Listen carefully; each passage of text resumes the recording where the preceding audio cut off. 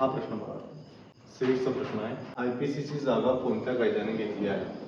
ऑप्शनमध्ये आहे BNSS, BNS, BSA आणि IT ऍक्ट. 4 नंबर ऑप्शन तर इथंच एलिमिनेट होतो, कारण IPC हा आधी इंडियन पिनल कोड या नावाने ओळखला जातो.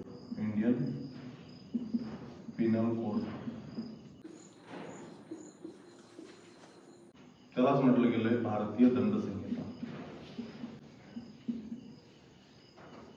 त्याच्यामधून दंड हा शब्द काढून टाकण्यात आला आणि त्या ठिकाणी न्याय असा शब्द ऍड करण्यात आलेला आहे.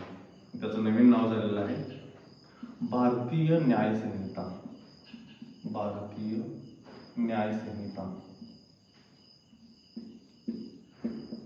आणि याचाच शॉर्ट फॉर्म आपल्याला मिळतो BNS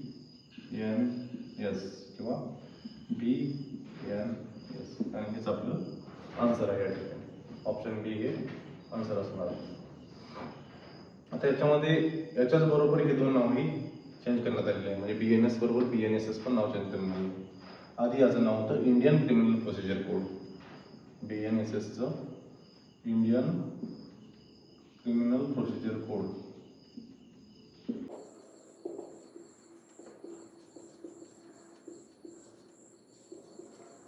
याचं नाव बदलून आता सध्या यालाच ICRPC असं म्हटलं जायचं. याचं नाव चेंज करून भारतीय नागरिक सुरक्षा संहिता असं ठेवण्यात आले. भारतीय नागरिक सुरक्षा संहिता.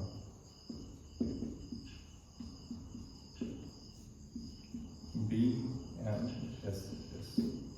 आणि तिसरं जे नाव चेंज करण्यात आले ते BSA. BSAचं अगोदरचं नाव होतं भारतीय पुरावा कायदा. याचं नेमकं नाव करण्यात आलेलं आहे भारतीय भारतीय साक्ष